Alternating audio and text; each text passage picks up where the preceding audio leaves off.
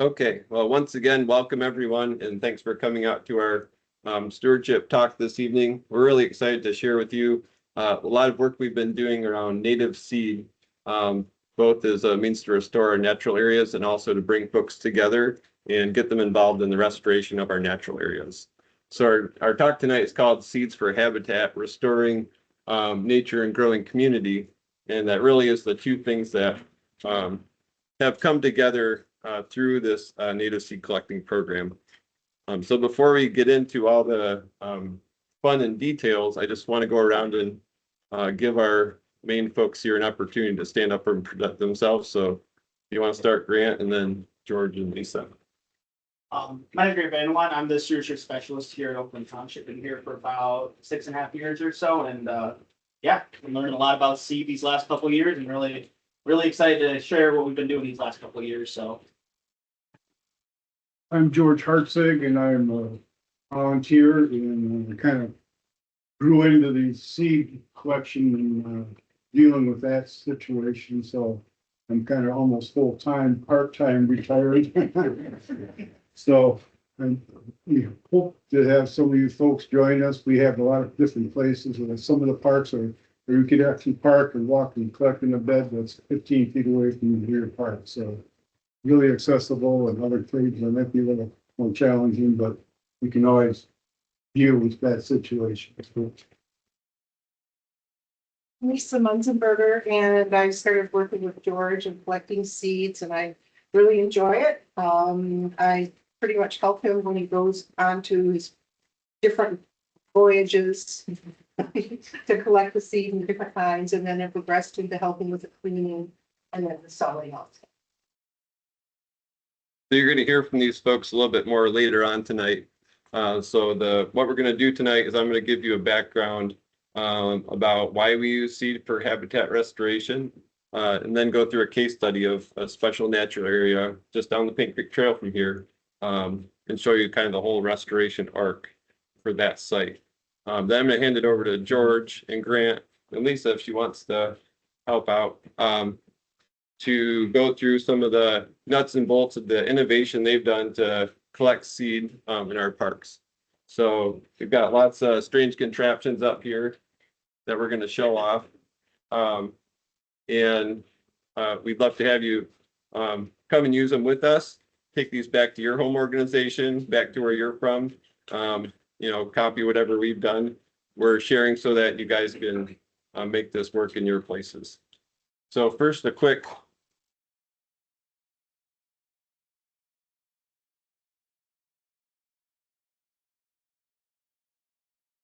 introduction to our park system. So Oakland Township Parks is a local park system. So we're in Northeast Oakland County. We're Oakland Township and Oakland County, and that's often gets confused. But we're a local park system. We have about 1,500 acres that were purchased both through our parks millage, which began in the 1970s, in our land preservation more recently in the 2000s. So over the course of those 50-ish years, the Parks Commission has really prioritized acquiring special natural areas throughout the township. So back in the 70s, there was a really dedicated group of citizens who saw the development happening very rapidly in the area and took steps way back then to start protecting natural areas.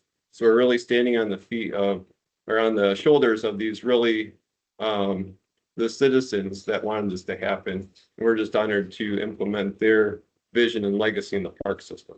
So we're very privileged to do that, and love to work with our current park commissioners, which we got a couple of them here tonight, who are continuing this vision in our parks. So our stewardship program has kind of three focal areas. So we do things like priority invasive species management. So that's like, for example, Phragmites. If we see that somewhere, we'll control it wherever we find it. We also do habitat restoration, and that's more focused around a specific area, where we try to do the full suite of restoration techniques. So invasive species removal, seeding, prescribed burns, to try and enhance the quality of the area for people and for wildlife. And then we do monitoring to see not only what's going on to collect the baseline, but also to see if what we're doing is having an impact. And kind of the overarching theme for all these things is outreach. So we don't want to just be doing this stuff as staff ourselves. We want the whole community to be involved in what we're doing. So if there's something that you see tonight that excites you, most likely there's a way for you to get involved in that happening. So what we're here tonight to talk about is the native seed collecting program. And we're really excited about this. But I first wanted to start with what's a seed? What's its function? And how do we use it in the parks? So first of all, going back to really basic seed biology, this is a really small plant. So this is a picture I borrowed from Cam, who had a nice blog post about this a little while ago, where she talked about seeds. And seeds are really a mechanism for the plant to disperse in space and in time. So there's going to be tough times out there for the plant. They're mostly anchored in one place through their life. So to continue their population to grow and spread, this is the way they can do that, both moving around in space and also getting through winter, getting through drought, getting through changes in their environment. So it's really a way for plants to succeed in their environment. So dispersing in space and time. So that's the big picture for seeds. The question a lot of folks ask is, can seed banks, can you rely on them in natural dispersal to help us out with restoration in the parks? And folks have been looking at this both anecdotally, so restoration managers seeing what happens when they remove invasive shrubs and see if anything comes back. They've also been doing scientific studies where they do this in a little bit more of a controlled setting. And overall, what they've found is in upland areas, you really can't rely on the seed bank for a whole lot of anything. So if it wasn't there when you took out, before you took out those invasive shrubs, it's probably not going to be there afterwards. If it does come back, it was probably like a shade suppressed plant or something like that, and not a seed. There's really very little recruitment from seeds after you get dense invasive shrubs with nothing underneath them.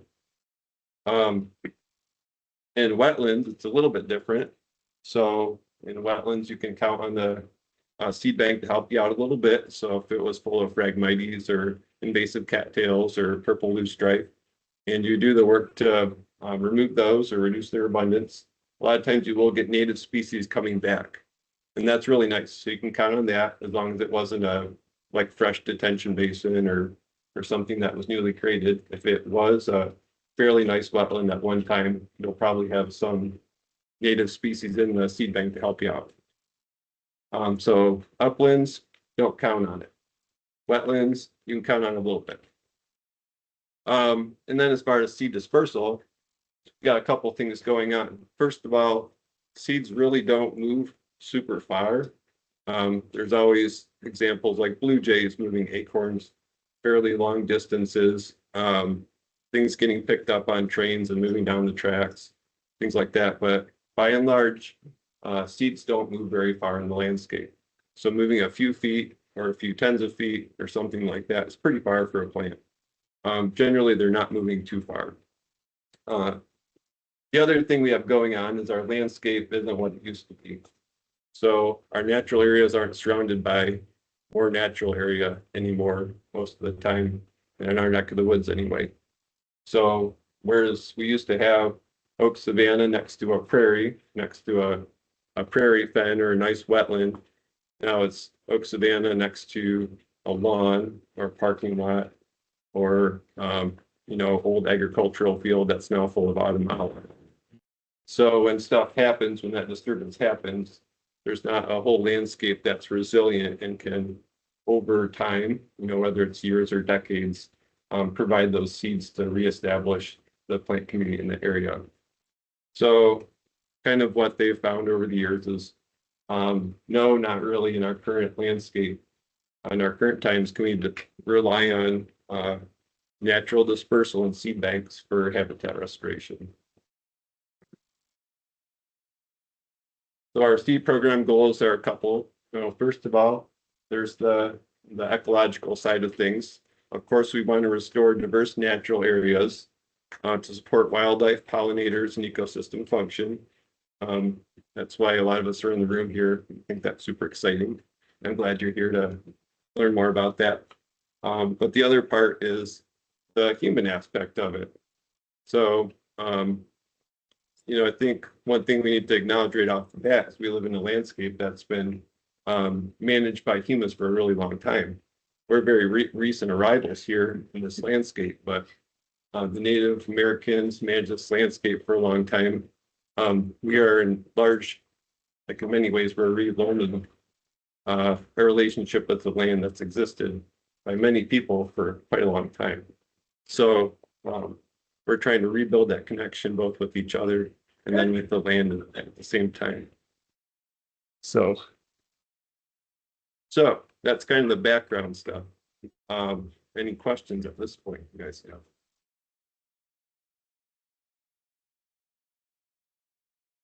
So we're excited about both these things, both the ecological restoration and also getting everyone involved in that restoration. So now I'm going to go through this case study about a chunk of land just down the Pink Creek Trail from here. So Gallagher Road is right behind us on the other side of this wall. Right across the other wall here is Pink Creek. Next to that's the Pink Creek Trail. If you were to get on there and walk down the Pink Creek Trail a quarter mile, you'd be at this special chunk of land called the Pink Creek Heritage Area Wet Prairie. So it's a wet mesic prairie remnant, which is a really special place because it's got a globally rare wet mesic prairie on it. So in Michigan, prairies in general have pretty much been completely lost. So there's less than 0.1% of our original prairies left. Southern Michigan was there was quite a bit of this around back in the day, and it existed in a landscape with oak savanna. So Oakland Township used to be about 2/3 black oak barrens. So picture widely scattered oak trees with a mix of woodland and prairie plants growing underneath them. So some areas of really bright sunlight, other areas of dappled shade, a few pockets of more dense trees here and there. It was really quite a wide open landscape, kind of unique in Southeast Michigan and Michigan itself. This particular plot of land, when the Park Commission originally acquired it in 2002, they had some botanists out and they found 234 plant species, several kind of rare things. And then they calculated this thing called the Floristic Quality Index. And, kind of in really broad terms, if that's below 20, it's kind of a degraded natural area. If it's above 30, it's a higher quality natural area. If it's above 50, it's significant at a statewide level. So they found that this plot of land had a FQI of 60. So it was irreplaceable biodiversity at the statewide level, what the original rubric for the Floristic Quality Index said. So the Park Commission knew they had a really special area here. And so it's received a lot of attention, right from the get-go. Unfortunately, it had big problems with invasive shrub encroachment and not a whole lot of recent fire. And if you know about prairies, they really rely on fire for their maintenance. So on this screen here, we're kind of sitting just north of that yellow line right there. But this area that's outlined kind of by Silver Bell Road on the south, up into the core of our wet prairie here, and then up a little bit farther north. This is our wet prairie property, a little bit over 10 acres. It's got the old bed of Pink Creek. There's a history of gravel mining there. They used to just have railroad spurs that would come off the Pink Creek Trail, and they would extract sand and gravel for various industries in the area. And the railroad ran here, and they thought they didn't want to build quite as many bridges, so they made a new bed for Pink Creek right here. This is currently where it runs, and cut off the whole old bed of Pink Creek. So this runs behind our wet prairie property right now. So even despite all those major alterations, it's still got all this amazing diversity hanging out there. So right away from the start, there was volunteers. That's a picture of you. So Jonathan Schechter is in the green right in the front there with Alice Tomboulian and anybody else here that's in that picture. So lots of folks involved right from the get-go, helping to steward this amazing natural area. So they were taking out buckthorn and autumn olive. This is kind of what that looked like in some of the areas when I got here. So just dense walls and invasive shrubs. This is kind of the core area here. These last couple of pictures, they had some of those remnant prairie plants, but the rest of it was more like this or this. That's all privet along the old creek bed there. So what do you do with that? Well, I mentioned earlier, once you have dense invasive shrubs, there's really not much of a seed bank to rely on. So we knew we'd have to give it the whole suite of help that we could in order to help revive it. Silver lining to COVID pandemic was we started working with Six Rivers Land Conservancy to give us help in the off season. So kind of October through March, and they helped us out that first couple years doing some major invasive shrub removal out at Wet Prairie. And we also were having other folks come out. John Reed came out. I think a lot of other folks in this area came out. George got involved shortly after this. I think he was at the tail end of this phase of the project. But we cut a lot of brush, we stacked it, and then we burned it. You can see one of the piles in the background smoldering. And then we started to collect seed to throw in some of these areas. And we knew that to get that seed to establish properly, we'd have to prepare the seed bed. So what we ended up doing, a lot of these areas didn't have fuel to actually carry a fire yet. So what I'm trying to show in these areas is I went around with George and Grant those first couple of years, and we actually spread the seed mixes we collected on areas that we blew off with a leaf blower. So we got down to mineral soil with a leaf blower, and then we spread seed in those areas. And you can still go out there. There's these little patches about 10 feet around where it's got a lot of seed. Yeah. And you can see exactly where we spread seed. Yeah.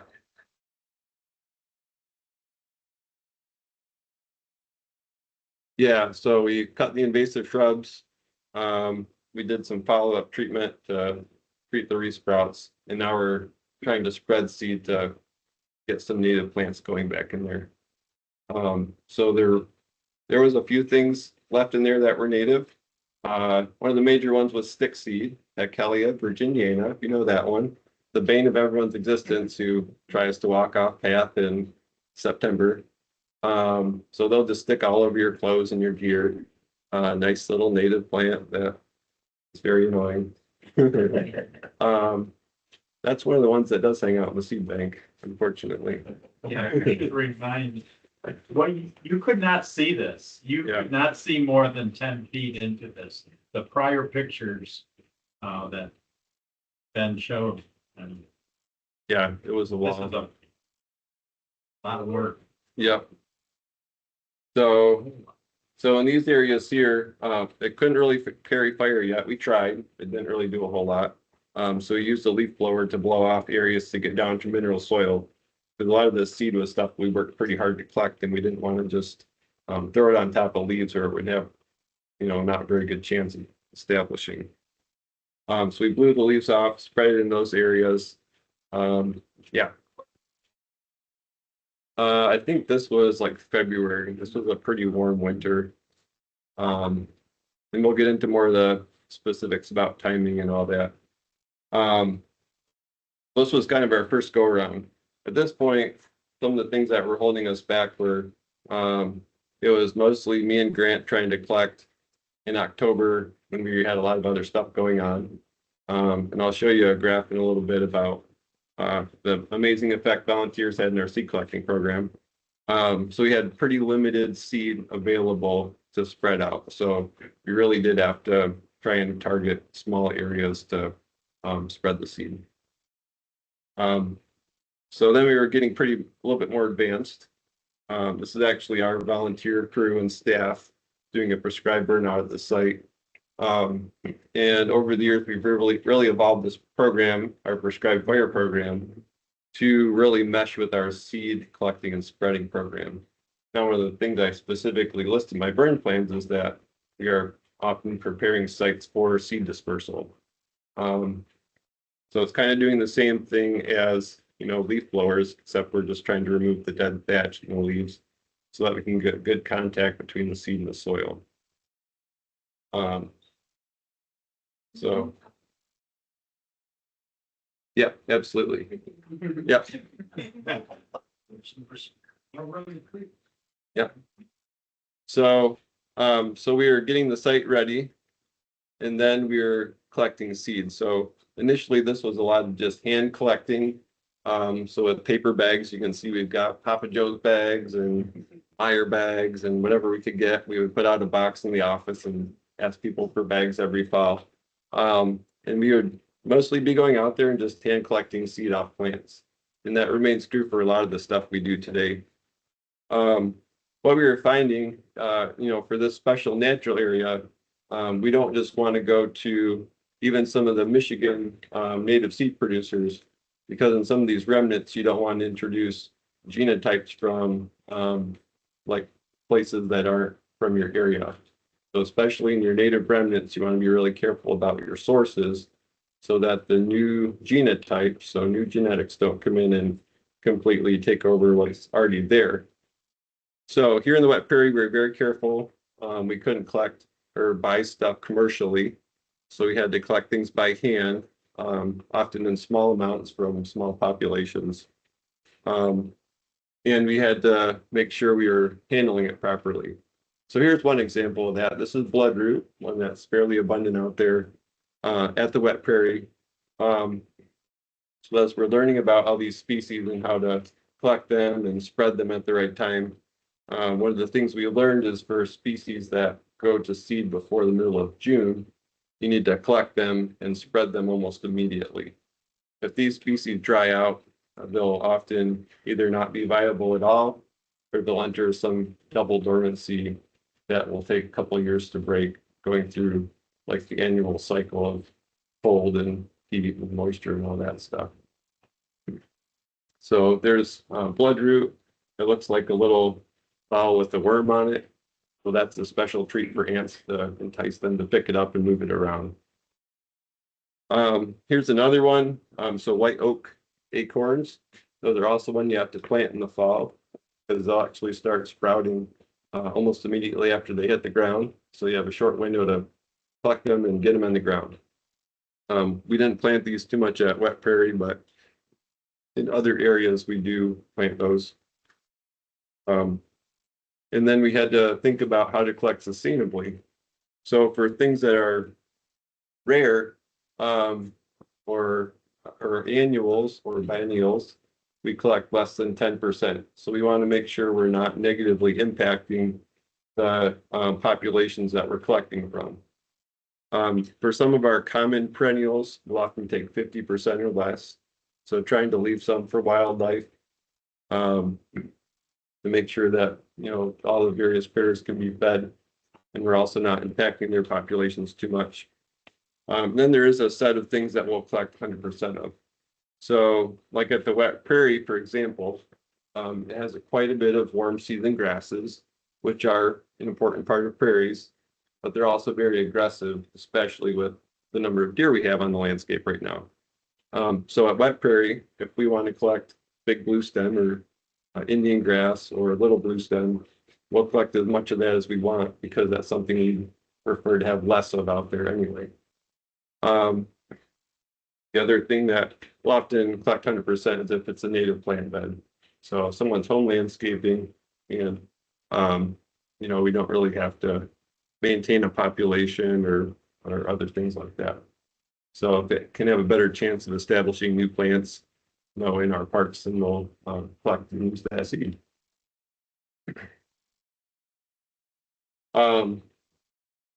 So the other thing that we do is we try to be really careful about data management. And Lisa was very helpful in bringing us into the 21st century with our data management. She was pushing us like, come on, this is a little bit sloppy here.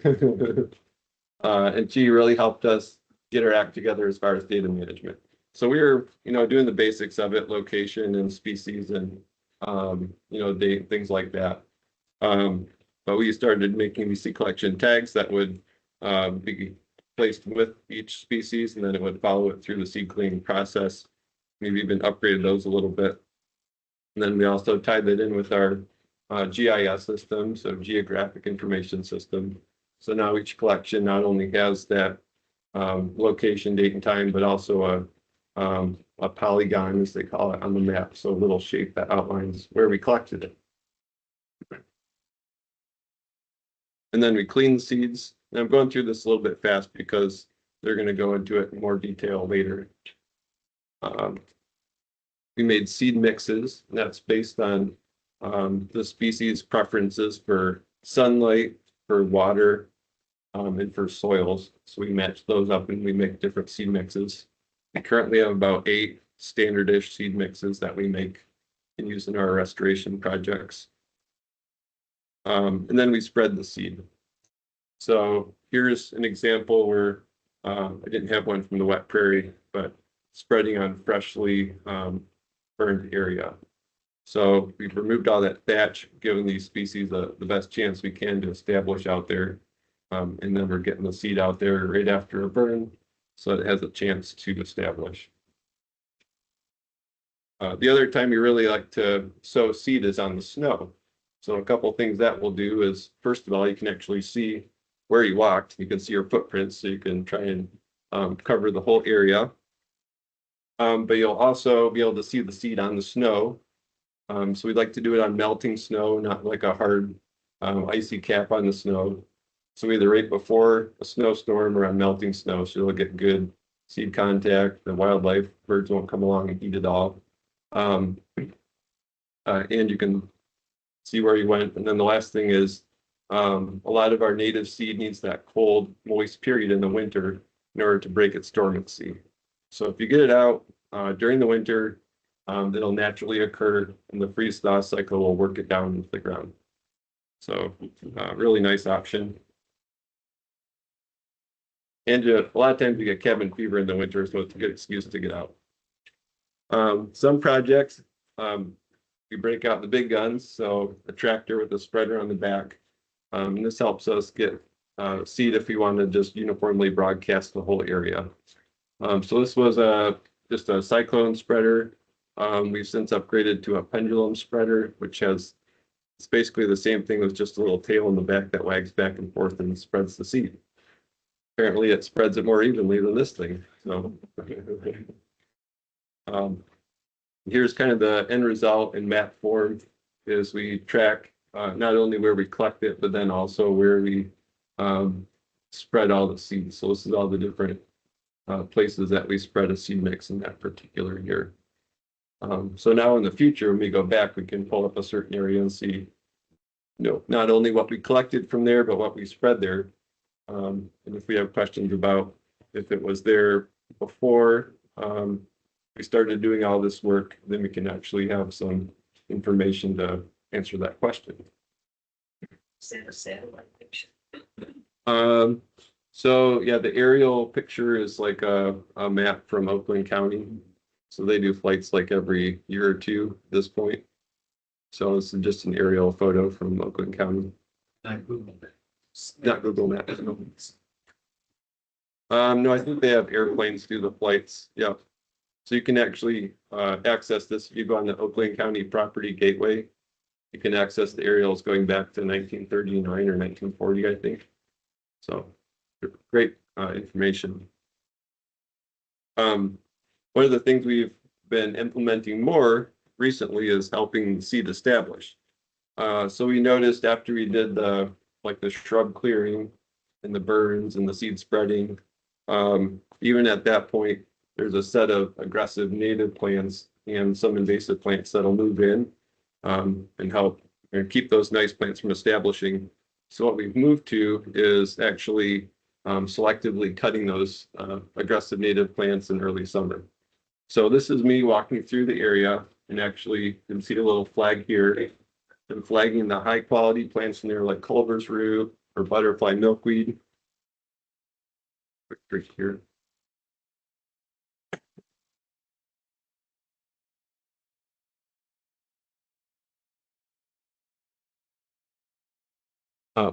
So I'll flag those plants, and then we'll actually come through with like a mega string trimmer.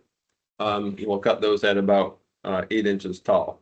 So the aggressive native plants are like tall goldenrod, Canada goldenrod.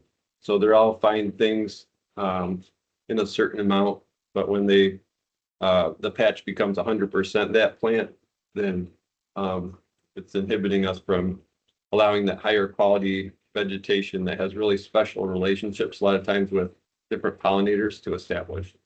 So while we know these things provide important services, they're really abundant on the landscape, and the plants we're trying to establish are not very abundant. So this is something that we've been working on recently, and it's actually worked pretty well. We did one cut on the goldenrods last year, and that was like mid to late June, right? And they really didn't resprout very much after that. So that was really encouraging that we could just do one cut, and then smaller things like blue-eyed grass and other lower statured plants were able to establish and spread. So this is what John was mentioning earlier. This is the view from the Paint Creek Trail looking into the wet prairie. This is a before picture. This was after kind of the first round of invasive shrub work and all that. A little bit of seed spreading. And this was just last spring. So we're starting to reestablish that set of nice native plants in these areas that were dense shrub thickets. So, from this to those nice native plants again. And some of the cool, I'll just show you one example. This is wood betony, pedicularis canadensis. This is a cool plant that's a hemiparasite. So hemi means partial. So it's partially parasitic on other plants. And we were able to collect seed from another population along the Paint Creek Trail and spread it into the wet prairie areas we had to establish. And this one's cool because it's partially parasitic often on our aggressive native grasses. The ones that I mentioned earlier were getting too rowdy out there. So this is like a nice balance to the system, So a lot of the high quality natural areas have these partially parasitic plants that help maintain a balanced system where no one plant is the bully out there or controlling all the space. So we're excited to see this one come back there in particular. And we've got cool things like Culver's rue becoming more abundant out there, and expanding this core area to all the surrounding habitat around it. And this is all possible because of all the volunteers. So if you look at this graph, you want to take a wild guess about when the volunteer participation really took off. I don't know, maybe right about here. Yeah. So I think 2022 is the first year George found out about us, and Lisa and Aaron Carroll, one of the other main players in our seed collecting. So George kind of watched us do our thing the first year. He learned a ton of plants. Same with Lisa. And then the next year he was like, let's try something different. So this is the first year of George trying something different and recruiting a ton of people to help him out. This is the second year, and the line keeps going up. This is because we cleaned the seed better this year, not because we, this blue line is the weight and this is the number of species. So we just have cleaner seed this year. We actually collected more, but we just have cleaner seed. So we really have. Yes. So we had over 200 species this year, and a lot of great success with making seed mixes. And one of the cool things we're actually doing over the winter this year is using the seed collected by the volunteers over the last fall and summer We've got about 20 acres of new prairie plantings on farm fields that were actually just a few months ago that we're seeding over the winter, and restoring to native plants. So we only had to purchase about half the seed for that one. So that was, for 20 acres, that's pretty good. So at this point, I'm going to turn it over to George and Grant, and anytime you want to jump in, you're welcome to jump in too. And they're going to talk about the seed collecting cycle and kind of get the nitty-gritty details of some of the crazy contraptions we've got here. So we're just gonna walk you through kind of like Ben kind of went through it a little bit quick because he knew that we were going to talk about this. So we're going to walk you through kind of our entire process from start. So getting ready, getting permission, getting supplies, getting resources together, all the way down to sowing. So we're going to kind of go through all this. And so a lot of information on this page. Don't worry. This is just a lot of resources that George has used and Lisa has used to kind of get a lot of their knowledge and a lot of their base. Don't worry. There's the slide at the end that I'll throw it up there so you guys don't have to worry about trying to write all this down or anything like that. But there's a lot of just to point this out, there's just a lot of great resources out there. So if you don't know where to start or if you're trying to gain more knowledge, a lot of these are really great resources to try to help you get to that next step to find those next plants. So this is kind of George's invention and kind of his thing. So we would go out with our bin, with a bag, and it's about all we'd bring out there, maybe some clippers, stuff like that. So then when George came around, he started bringing things like these salt bags here. So those were replacing some of our paper bags for the most part. They're a little bit hardier. You can strap them onto yourself. You don't have to worry about tearing them as easily. So these have been great for us. And then so he also put together these kits here. So it has like everything that you could need when you're going out in the field, whether it's by yourself or with your group. So you have some extra bags. He eats a lot of cottage cheese. So he has a lot of these cottage cheese cups. So he'll normally bring a bag and a couple of those cups out there. So if he's walking around trying to collect one species and he notices another, he has another little cup to throw some stuff into. And you can always just, when you got one in there, you mark the label on it where you got a date and toss it in there and get another one out and keep going. Yeah. Keep your hands free. Yeah. And so things like that. And so it's like not only a great way to collect seeds, it's also a great way to reuse, plastics that we use every day. So you guys have cottage cheese cups that you guys are using. Just feel free to drop them off here. We'll gladly use them. Yeah. Yeah. Yeah. Just wipe them out good. That's it. Normally it's gonna dissipate no matter what. So yeah, you can just shake it out, wipe it out with a cloth or whatever, and it doesn't have to be rinsed or sanitized or anything like that. Not concerned about it. No, actually we just keep these. We'll gather the seeds, whether you're hand stripping or snipping, and shove it in there. Usually I'd take it home and I'd hang it up in the garage, leave it there for an hour or so the bugs got a chance to climb on the outside of it. And then you transfer it over to a paper bag and let that hang and dry for several days or whatever until you're ready to process. Yeah, feel free. Ask George. Apparently, there's a very If they got specific way you a want. decent handle on it, that's the main thing. You got the handle, and actually you can put the carabiner on your belt if you want, and you just stick multiple bags in there, or have them next to each other. They work great going through wet grass in the morning or something like that, or through picker bushes and stuff like that. So it's an all-purpose, durable. These are 2 years old already. They look great. And so we also have things like this little cup right here. So in there, he's got clips for the tags as well as a bunch of extra tags that he can write on. Basically anything you think you need when you go out there. So he has these in he has like 4 or 5 of those kits that he gives to Lisa, Aaron, all those folks. Yeah. And so that's just been a great thing to have. We have our own kits, but it's nice that George has his own. So when he's on his own, he doesn't have to come to us every time. He can have his own in his car that he can just have and be good with. So some other tools. So as Ben kind of mentioned before George came around, we had our hand clippers and a paper bag, maybe a couple other things. But so George came out here and he brought this little chop vac. So those are for like asters or really fluffy seeds. So he just takes that, grabs the seed head and just sucks it up there. And it's clean. All you have to do is throw it in a bag, weigh it out. It's the greatest thing because you don't have to worry about going and processing afterward. You just literally take it out and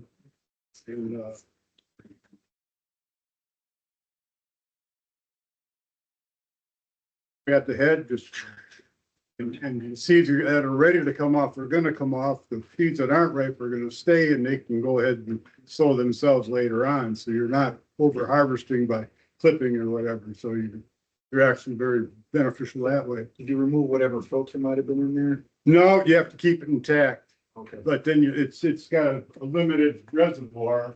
That's the downside. I find that one battery charge will fill that up nicely, and then you have to clean your filter because it will takes up space and it will clog up on you. But I just have a water brush with me and do real quick like and transfer it into the bigger bag. We also have things like these drywall brushes right here. So those are great for like big blue stems. So all you can do is just grab a bundle of that and just swipe up, and then they're on that brush there. You just sweep it into your bag. So instead of having to go around and like either clip it or very tediously like kind of strip it with your hand, you can use that big brush. And then we also have this right here. This is just a little painter's bucket with a horse comb on the end there. It's same concept. You stick it on the seed head, you pull it up, and it goes right into that Yeah, right into the little container. it works on certain ones. It's I've obviously got a little bit of tooth damage, but it actually is very handy to keep one hand free and to secure something, especially if you're rubbing your heads and trying to drop seed right in there, because you can actually capture the thing and you don't have, so many hands trying to hold one thing and drop something in. So it does that trick. Marshmallow gold works great. You can scoop them up and just get them and put them back out as you go along. Yeah. So things like that has been great that George has kind of brought to our organization here. And so things like that have been just a huge help for us as well. And then Aaron created this little, you got come handy stuff, does leather works and stuff, and little thing you clip right on your belt and have your thing go along, and all of a sudden you run across something and you go, oh man, I wish I had a container. Oh, well, I got one right here.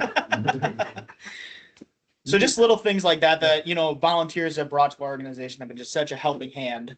So then obviously that's the equipment. So obviously getting permission, I want to make sure I mention that. We're not going out on other people's property, but if you guys want to go out, that's obviously something that's a step you guys have to take if it's not your own property. So the next one is kind of scouting and plant identification. So we do this a lot, specifically kind of during the spring or the early summer, because it's really easy to identify a plant when it's flowering. When it goes to seed, it gets a lot more tricky, relying on leaves, other things like that. So, this, you can identify that, but if there's just seed on there, you're gonna have a little bit trickier of a time. So that's kind of where George goes in. George has been going out there quite a few times, most days during the spring and summer, kind of identifying. I typically, what I do is I go out and I see something interesting. I use iNaturalist, take a picture of it. It'll give you a hint at any rate. It may not give you the full, yeah, this is it. But then you can go back, you have a picture of it, you can do a little research. We got the other things, Michigan flora or Minnesota wildflower. You can see it, compare it to other pictures and things. You can see the state that it's along.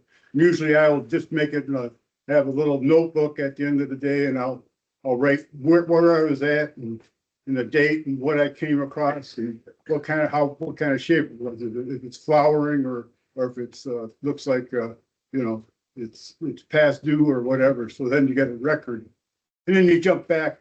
You get out in a month or so, and you come back and look again. Yeah. Thought stick like a pole in there or something like a mop. Yeah, we do that too. If you want to have a flag or however you want to do it, and just to make sure that the people know what you're flagging, so that they don't come along and say, "Oh, we got to spray this one." You need to work on your color designation. Yeah. So then kind of same ideas, just marking your location. So whether that's on our GIS app, for specific species, that are rare, we'll definitely, catalog that one. For, larger populations, we might not go in there, but George has a very good idea of where these plant species are at this point. So, and we kind of schedule collecting. So this is kind of where Ben and George kind of collaborate, where they can kind of figure out when these species are going into flower and then when they're going to go to seed. So then George can get out there and maximize not only his own time, but maximize how much seed we can collect. So there's different resources, like the Science Field Museum and then the wood. What's the water? Yeah. What's the water? There's a lot of, yeah. That have these great charts and IDs that you can help you out. So like on here, like smooth scouring rush, will be seeding between 520 and 620. So it gives you a general idea of when to go out there and when to look for specific species, especially if you're going out for like a few specific species. And we get to the fun part of it, the seed collection. So this is, we have our work days, and then also as well as George leads a little group on the weekends and as well as off hours for us. And they actually go out and collect a bunch of the seeds. So that's why you saw on that graph that Ben showed why there was such a huge increase. He was able to go out there with his own volunteers. He was able to go out there with his own I volunteers. just want to give it, over the course of the year, Mhm. the whole team in our work days, Yeah. we collected 25 bags like this for Mhm. raw seed. So, and then we have to process them there, but. Yeah. But, usually we collect in bags, we have 3 or 4 people collecting the same thing, then we'll combine it into a larger bag and just, then you have your bags again, and just keep rotating. So that's the fun part of it. And that's the part that we all really enjoy. That's the part that you see, obviously. And so, for our seed collecting work days, we're rotating parks, and we're not just picking a park randomly. We're going out and, identifying, well, what species do we need? What's actually in seed right now? What's ready to collect? So those are all the things that we kind of think about when we're doing that as well as, and then so when we're collecting, the same thing as Ben mentioned, the data entry, we're collecting, when we're collecting the seed, then we bring it back to the truck, and we're actually going in there and putting in the polygon, putting in the data that we need to remember to have all in there. So then at the end of the day, we have all of our GIS entered, we have all of our seed collected, and we're ready to go for the next work day. And the people. So obviously, you guys saw the graph. It's pretty low before we had volunteers, 50 pounds, maybe 50 species, something like that. Where now we're in the 200s, 200 plus different species, as well as I think a little over 150 pounds of seed. So, without people like you guys or without all of our great volunteers, we're never going to be able to collect the amount of seed that we truly want. And well, we do want more, but so if anyone wants to come out to our work days. When you go out and collect, you may collect a certain species at one park, say like Dudley's Rush or something. Then you may go collect it at another park a different day, or you may go back and collect it the second time at the same park. So each entry goes in for, what the day it was collected and what plant. And we had like 428 entries last year. So that meant that was 208 species, I think, and 428 entries where we collected multiple times of the same species. So, and as I briefly mentioned, like we have our own work days. We had, I believe it was 10 work days, one cancellation. Yeah.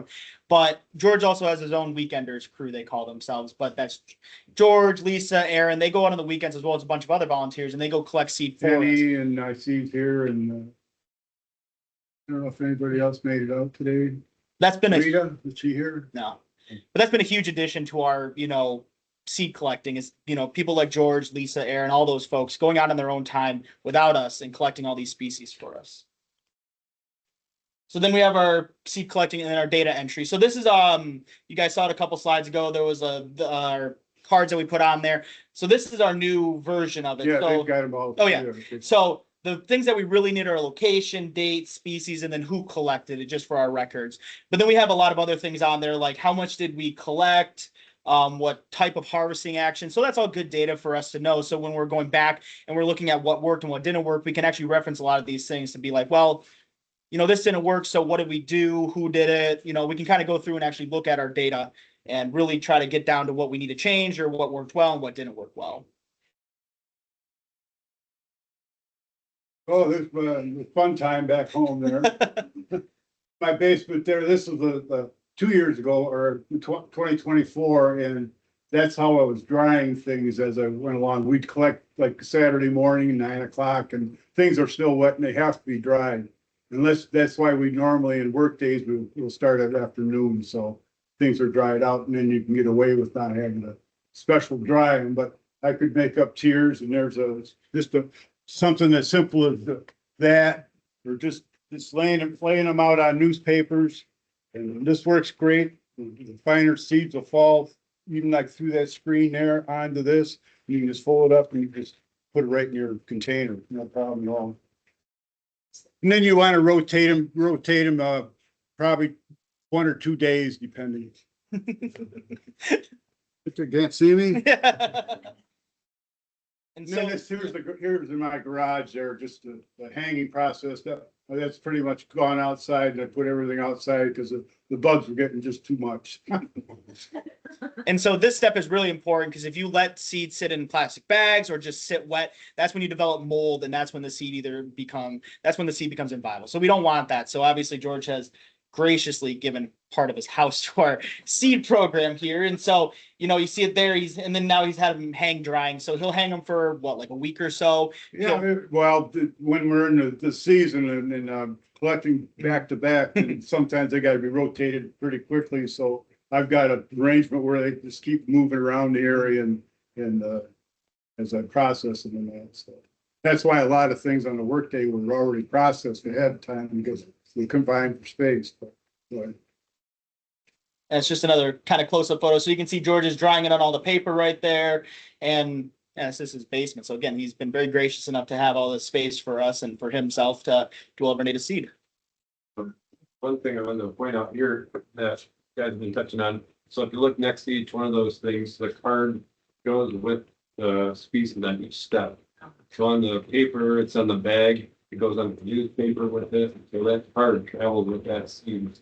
Yeah, part of the, you can't miss that, part of that is with the, clips are in the kit, goes in the bag. That's right to the bag, and then that stays all the way till when you get the final mix. You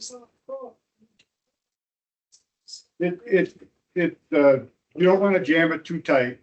As long as it's got air, if you can reach in there, and you can feel moisture, then you kind of want to move it around. Sometimes on the round-headed bush clover and stuff like that, I'll lay it right out on a drywall screen. I mean, it's that much, so. Yeah, but you definitely want to make sure, you can tell with hand moisture, it's just as simple. So then we clean the seed. So every year we have at least 1 or 2 seed cleaning work days where we get a bunch of volunteers over at our barn and we go through the process of taking all the seed from whatever state they're in and then cleaning them. So these are great work days. And this year George has taken it on and done a lot more cleaning for us before the work day so we can do a little bit more fine tuning. And as Ben kind of mentioned, it looks like we collected less, but it's because we've cleaned the seed better. So there's less sticks, less chaff, less just stuff that's not seed in there. So the way we used to do it before George and all these great volunteers started with us was we used to use these seed screens. And so we used to use these ones, they sit in the box there, but the thing that we kind of noticed is that you have to really press them in there to break up that seed head, to get the sticks off of there, but you're sitting about this high on the table there. So after a couple hours, it became very uncomfortable to do that at that point. So then Tom Cord was gracious enough to build us some of the new boxes that can sit in these smaller tubs here. So you're down at a lower level. It's the same kind of idea as it, but just at a lower, more comfortable level. And so these are great. So if you're at home and you're wanting to do this stuff, this is a great way to do it. If you're processing 5 to 7 bags of it, it'll take you an hour or two, but you don't have to do a whole lot of building. You know, to go buy specific equipment. This is all stuff I bought at Home Depot for, not that much. Another way we did it was stomping. So for harder things like round-headed bush clover, you put it on the ground, you put the screen on the ground, you put a black bag, a tarp, something underneath, and you literally stomp on it. I think that was called the Monster Mash. Yeah, exactly. But I will say a big bag like the one that George has there, a volunteer would be working at for 3 hours for a work day and maybe wouldn't finish it. So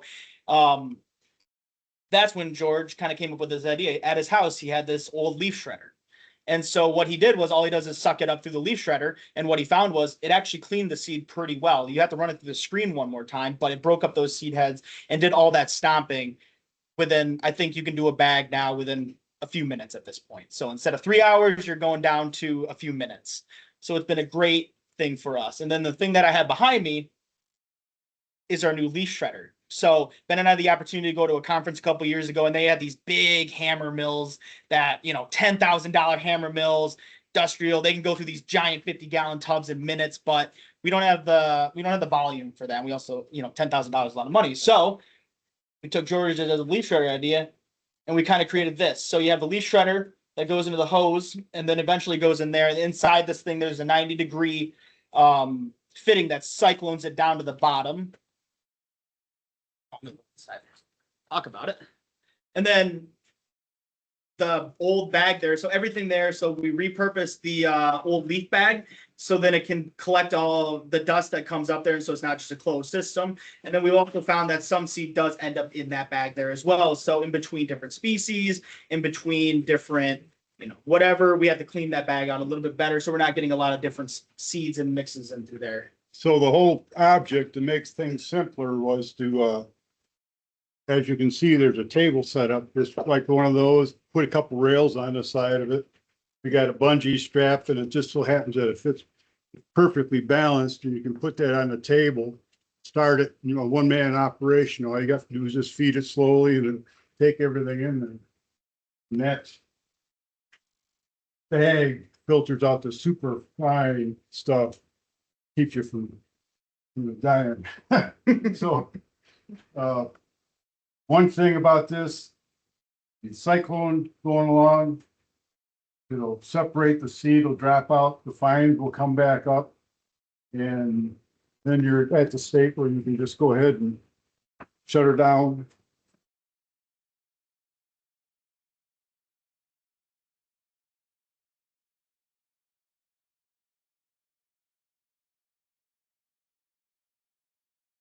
Pop it open and there's your elbow. You got all your seed that you want to finish out screening in the container. You just dump it in the big bins like we did in the old days. And then you can transfer it to a smaller container.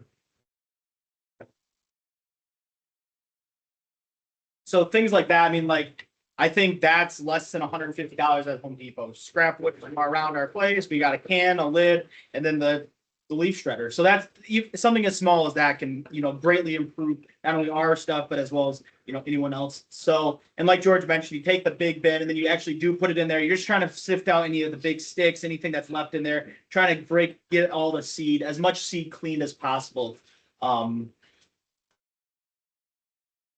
So now we've cleaned all the seed. And so then we do the seed mixes. As Ben said, we have about 8 or 9 common mixes based on, the areas that we're trying to spread it into. And then we actually go through and we weigh out the seed first to make sure we know how much we had. And then eventually we start dumping it in these big piles on the ground. We mix it all up nicely, and then we put it into a big tub, label it and everything. And then this will eventually go out into our parks to sow. So here I'm just mixing the seed really well, because we don't want, what tends to happen is the heavier seeds, the finer seed settles out first and goes to the bottom, heavy seed stays on top, so you don't get a good mix. So we're really trying to mix up the seed, and we'll even do that a little bit, when we're going out to sow, we'll kind of try to mix it up a little bit, so we try to get a good dispersion throughout the entire mix. And like that, this is our, George has a few more. yeah, I should have talked. I looked at it and then I forgot about We it. jumped over. Here's a few more seed cleaning tricks that George has come up with. So What we do with the shaft. yeah, and so yeah, I mentioned that second. So the nice thing about this here is George we gave George milkweed. Milkweed, if you guys know about it, fluffy, just a mess. So the way you used to do is you used to put the seed into a bag, you shake it up with a tennis ball or something, you go outside, you fluff it out, you're still dealing with the fluff everywhere. It's a headache if you guys haven't dealt with it before in the past. So George has this little vacuum from his house. George, you want to take it away? Yeah, what's really handy with it is, you can go ahead and you can actually take the pod, split the pod, flip it over with one finger, and it'll suck all the fluff, all the seeds right off of it. It contains all the fluff, or 95% of it, up in this upper chamber.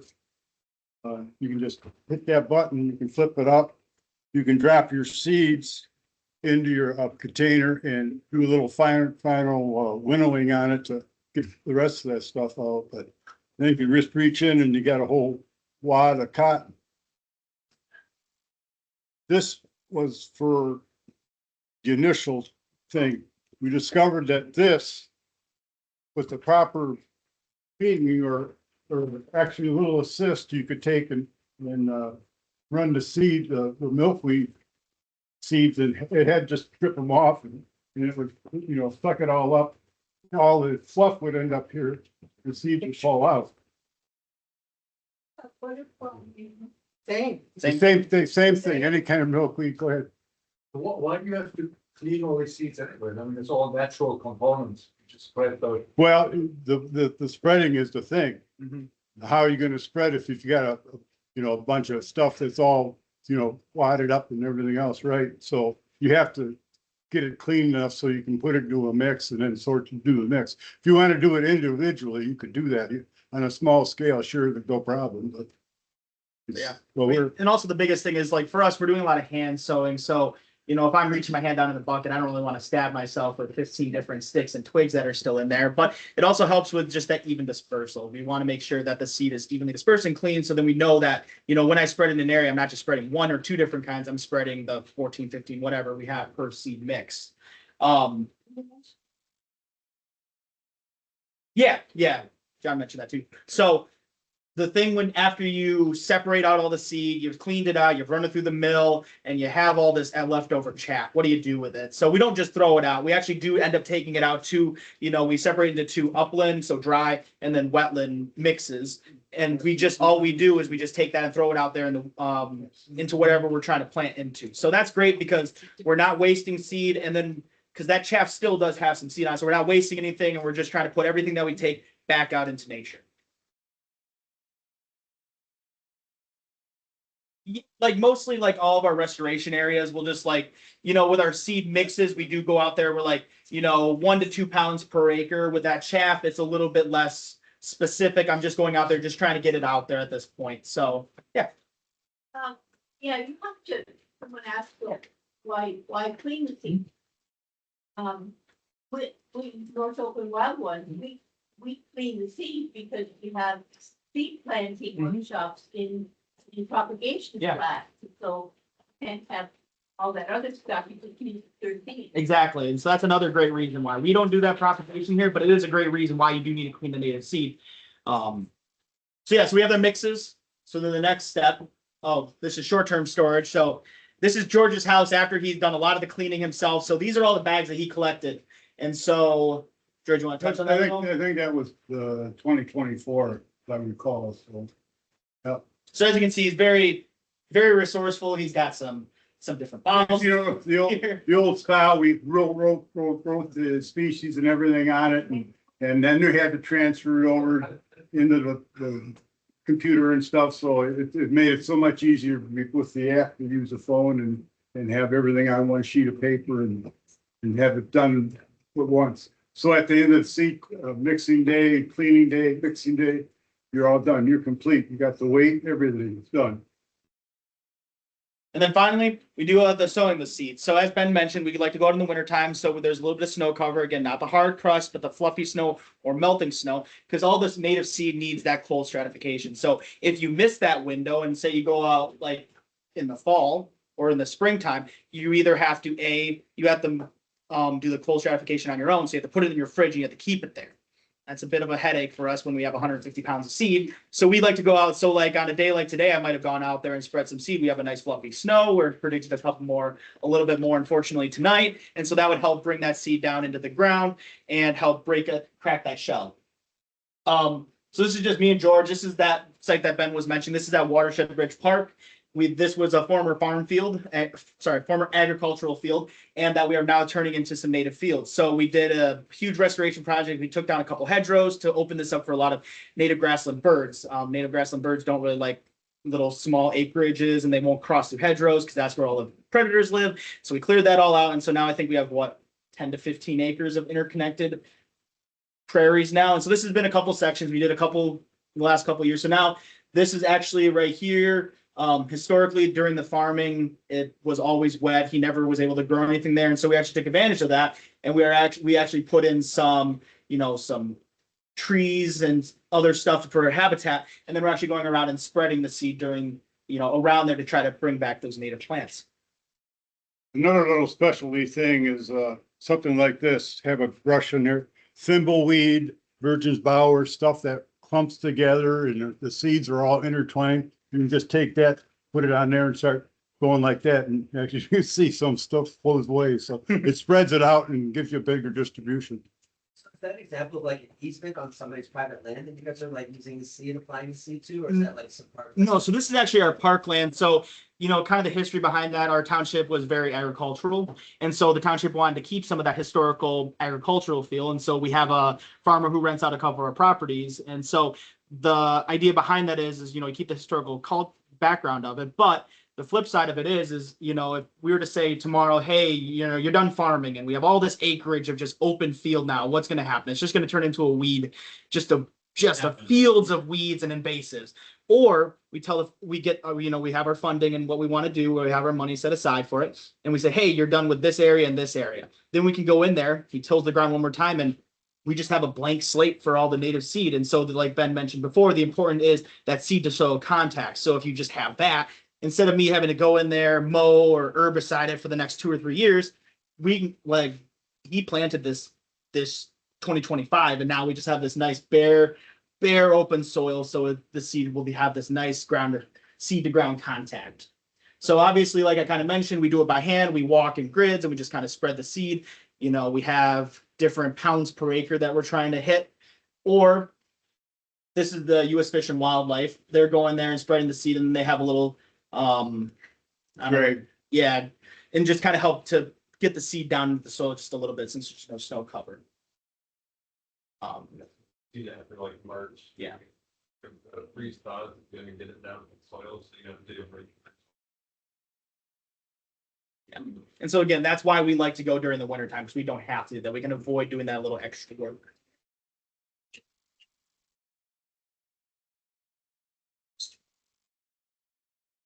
Yeah. Yeah, some places like, where we buy seed, they're testing their seed to test, is it going to germinate? We're looking to try to get, if I buy 50 pounds of seed, I'm getting 50 pounds of viable seed. For us, we're not doing that testing because we're just putting it back out into nature. So we're just hoping, as George kind of mentioned, that all of it does eventually end up coming up. So unfortunately, we don't have that, but. And it's very hard, you could do it if you did it in the pots and things like that, but out in the field and that, it takes a long time. I mean, it's the 3rd year before you actually see a mature plant and in bloom and say, oh, man, it wasn't here before. We go back and put it.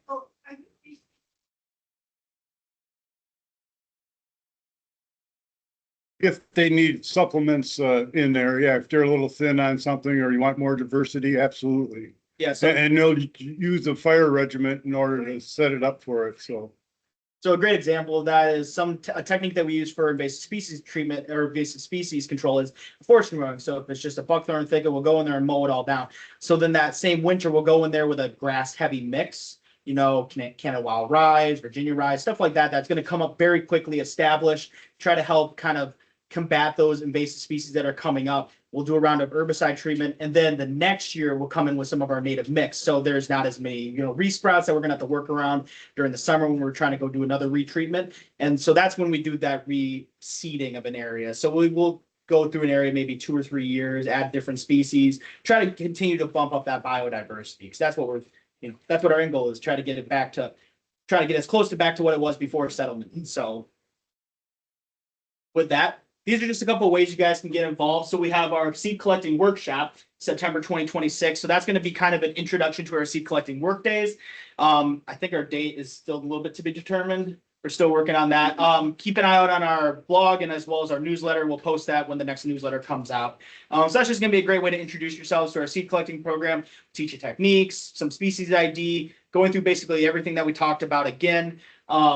And that kind of leads perfectly into our seed collecting work days. So on those ones, we will normally send out a notification, or we'll have most folks meet here, and then we'll go to a park, collect seed for a couple hours. So then, as I kind of mentioned before, George has his own group of, they call themselves the weekenders because they go on the weekends. If you're interested in that, we got some sign-up sheets right here. So if you just want to provide your name and phone number, George likes to do text groups. And so what that would look like is George will text you, hey, I'm going out to Bear Creek Nature Park at 9 if anyone wants to join me. Yeah, it's a couple hours. Yeah. And, you got all the rest of the day to do. Exactly. And it's up to you. If you have 2 hours, great. If you have an hour, great. If you have 3 hours, you guys are the volunteers. We can't tell you what to do. So And you could be independent like me. Once you get a little trust in you, they'll let you go out and partake and bountiful, just share it. That's all. Yeah.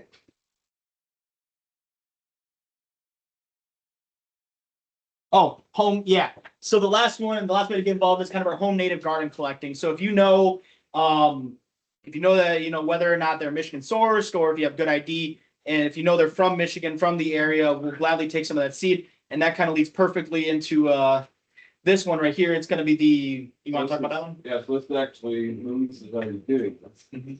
So to help pilot the program where folks will grow Michigan native plants in their home landscaping and then collect the seeds for us.